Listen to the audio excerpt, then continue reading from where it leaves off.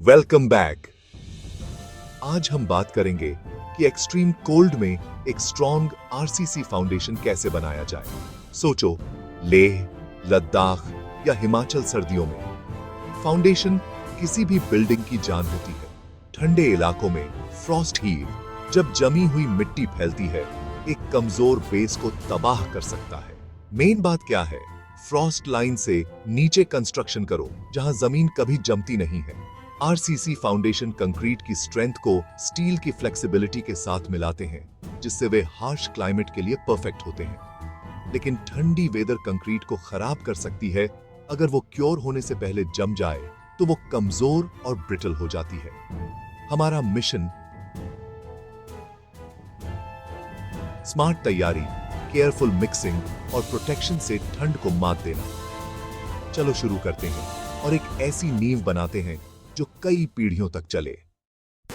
Shall we begin? जमी हुई जमीन में खुदाई करना मुश्किल है।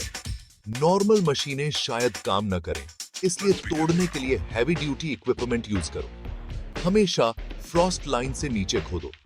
कभी भी जमी हुई मिट्टी पर कंस्ट्रक्शन मत करो, वरना तुम्हारी नींव अनइवन सेटल होगी। ट्रेंच बेस से सारी बर्फ, आइस और जमी हुई मिट्टी हटा दो। अगर कुछ भी बचा रहा तो बाद में डेंजरस वॉइड्स बन जाएंगे। स्टेबिलिटी और ड्रेनेज के लिए कंपैक्टेड ग्रेवल बिछाओ।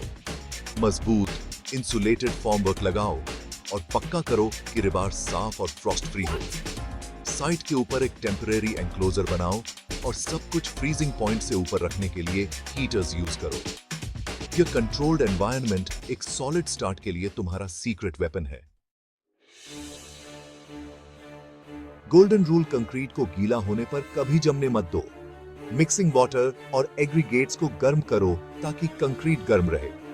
प्लेसमेंट के समय कम से कम 10-15 DGUC का टारगेट रखो।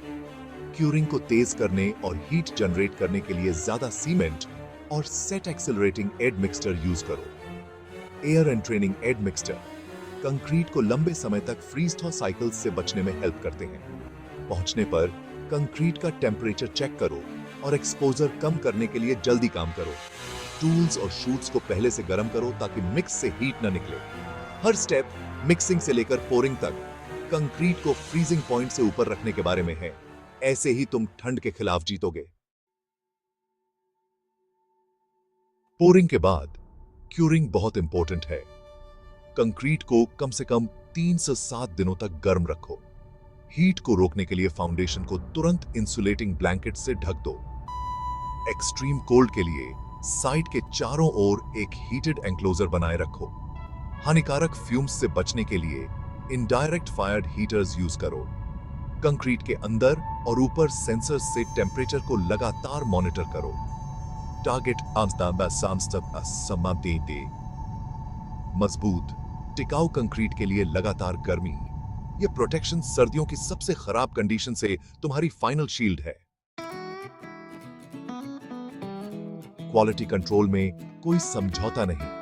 ताजा मटेरियल यूज करो, कंक्रीट का टेम्परेचर और स्लम चेक करो और टेस्ट सिलेंडर कास्ट करो। प्रॉपर गियर और साफ नॉन स्लिप वॉकवे से वर्कर्स को सेफ रखो। हीटर्स को सावधानी से हैंडल करो और खतरों से बचने के लिए एंक्लोजर को वेंटिलेट करो। इंसुलेशन और हीट तभी हटाओ जब टेस्ट सिलेंडर कंक्रीट की स्ट्रेंथ कंफर्म करें। क्रैक्स से बचने के लिए फाउंडेशन को धीरे धीरे बाहर के टेम्परेचर के हिसाब से एडजस्ट करो। सक्सेस का मतलब है गहरी खुदाई करना, स्मार्टली गर्म करना, अच्छी तरह प्रोटेक्ट करना और प्रोसेस में कभी जल्दबाजी न करना। ऐसे ही तुम एक ऐसी नींव बनाते हो जो समय की कसौटी पर खरी उतरती है, यहां तक कि सबसे ठंडी जगहों में भी।